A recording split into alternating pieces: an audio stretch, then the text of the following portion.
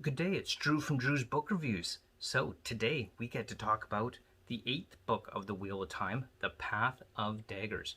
So if you're interested in what I have to say about The Path of Daggers, be sure to stay tuned. That is coming right up.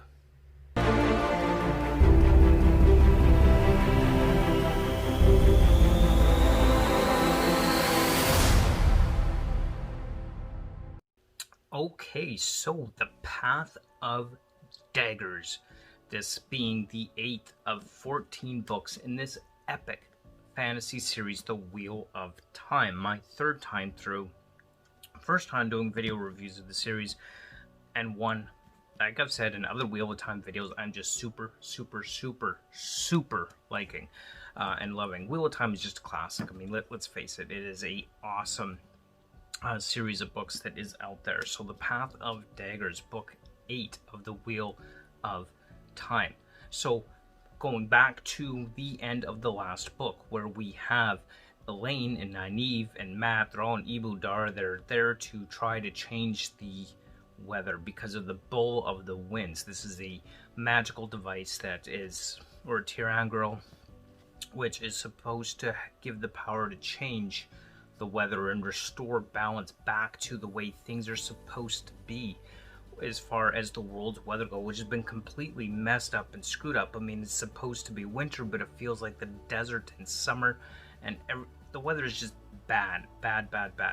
And of course, we got the sea folk, the Athene Mir, who believe that the Bowl of the Winds belongs to them. But the Aes Sedai also believe the Bowl of the Winds belongs to them. So they have to come to this agreement to work together in order to use the Bowl of the Winds. So this agreement essentially is that the Bowl of the Winds does in fact belong to the Athene Mir, and that they have agreed to an exchange of sisters, so that some of the Aes Sedai will go study with the Windfinders and vice versa. The Windfinders of the Athene Mir will go to study with the Aes Sedai. And that is the gist of the deal. And so that is what has been worked out in order to utilize this Bowl of the Winds and restore the weather to what it should be. Because it can't be used by just a single person. It's got to be used by a circle of Aes Sedai, or those who could wield the power, in order to affect change in the actual weather of the world and restore the balance. So that's kind of where we're sitting there, and of course a deal has to be made with the Athene Mir for the use of the Bowl of the Winds, which that deal is made, essentially, not to Egwene's happiness, Egwene being the Amerlin seat of the rebel Aes Sedai Tower. She, of course, is not happy with this deal, but has accepted it because it was made already, and they must hold to this deal. And of course, Matt's there in Ibu Dar, and he's trying to get everybody away from Ibu Dar, trying to rescue Nynaeve and Elaine and Avienda and all of them because of the danger they're supposedly in. Matt's just kind of stuck in the middle. In the meantime, he's being chased down by Tylan, the Queen, and who just won't leave poor Matt alone. I mean, just driving him up the wall, chasing him everywhere, just won't leave the poor guy alone. That's kind of a whole nother issue on the side of that altogether. So that's basically the gist of where we're at. And of course, Elaine still needs to go and claim the Lion Throne of Andor, and once they are done with the Bowl of the Winds, Elaine will go on, make her way to Andor to claim the Lion Throne. But of course, Elaine just kind of, she's not happy with Rand, because Rand says, "Here, I'm giving this throne to you," and she's like, "No, nobody gives the throne to the Queen, it's mine by right," and she's all contentious, which honestly kind of drives me up the wall as far as her character goes. I mean, for crying out loud, the guy came there, he saved your nation, he saved your country, he held it for you, he fended off everybody who was trying to claim the throne from you in order to make sure that you could have your rightful place as the Queen. A little gratitude would be in order, wouldn't you think?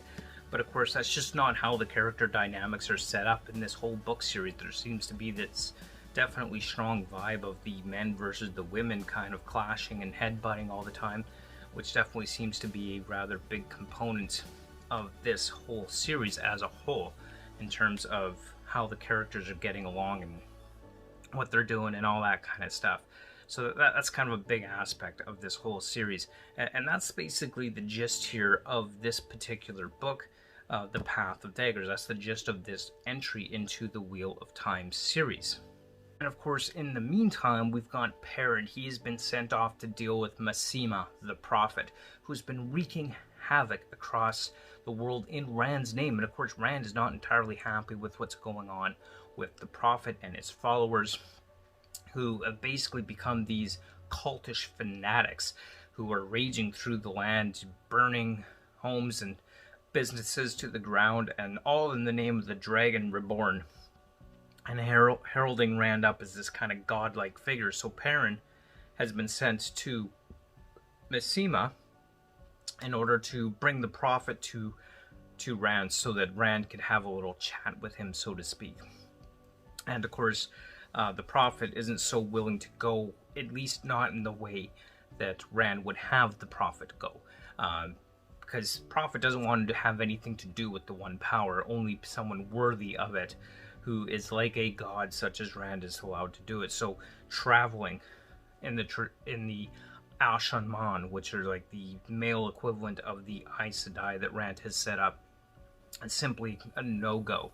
It isn't going to happen. So Perrin's kind of struggling to bring Massima to Rand. So that it's established that he's going to do so. Doesn't really get into much detail about or when or how that happens just yet. I expect we'll see that in the follow-up, The Winter's Heart, which of course will be coming up soon as my next Wheel of Time read.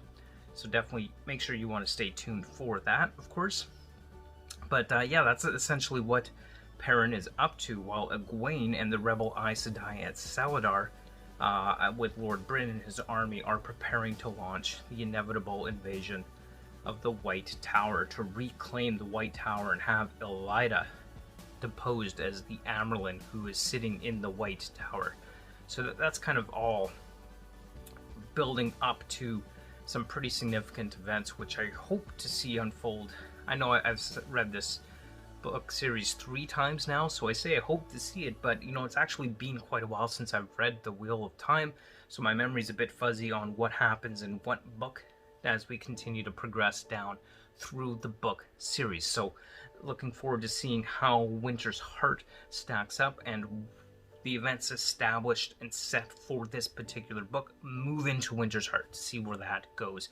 That will be interesting, as there is quite a bit of setup for the next couple of books, or at very least the next book within this. We basically have it end with Egwene and her army basically on the doorsteps of Tar Valon and the White Tower. So that's kind of really where that ends with respect to that aspect, or that part of this overall story arc. So yeah, it'll be interesting to see where that goes with respect to that. Now, looking back onto this book, one of my favorite parts of this book as a whole, this particular one, is Rand's battle with the Shanchan. That was just awesome. That was in a chapter 23 called Fog of War, Storm of Battle, which in and of itself is just a really awesome title for a chapter. So his battle sequence there with the Shanchan was just awesome, and I really enjoyed that. The action that was involved there and everything that was going on, and you know, part of the problem that we see starting to happen is there's something wrong with Saidin, the male half of the true source of the One Power. Something seems to be twisting it or warping it beyond its already twisted, warped, and tainted reality. I'm not exactly clear on what's causing this to happen, but we do know that it is happening, and that's kind of starts to show itself as being more evident in that battle sequence in that chapter with that battle between the Shanchan. So that's been interesting to kind of see how that develops again throughout the rest of the series. And overall, you know what, again, really good book, really enjoyed it. I don't think there's a Wheel of Time book that I could honestly say I don't like. This one, definitely not my top Wheel of Time books. You know, I gave it a 3 out of 5 stars, which means I liked it. It was good. It's certainly not amazingly awesome, fantastic, top-notch book by any means, but it's definitely not a terrible book. It is still a really good book, and one that I certainly found that I was enjoying quite a bit as I was reading through the Wheel of Time. And I'm sure that I'll continue to enjoy the other entries in this series as we go along. But yeah, I mean, this was a good book. I really enjoyed that. We have Rand is trying to convince himself that he's not crazy, of course, and Luz Theron, who has come back. That's right. I'm back. Yeah, I know you're back. That's why I just told them you're back. Anyway, Luz Theron is back. So Rand is trying to convince himself that maybe he is not the crazy one, or maybe he is the crazy one. Maybe Luz Theron really is there or not there. I don't know. He doesn't know. He's just really trying to hold off insanity.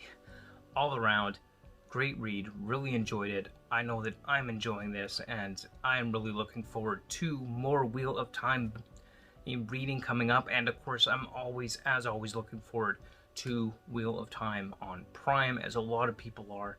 That's going to be really exciting. Can't wait to see that come out. And those are just some of my thoughts here on Path of Daggers.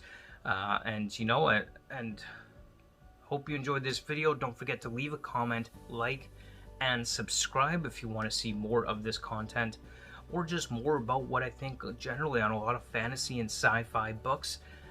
So yeah, don't forget to like, comment, and subscribe. And thanks so much for watching. We will see you next time on the next episode of Drew's Book Reviews. Until then, keep on reading. Bye!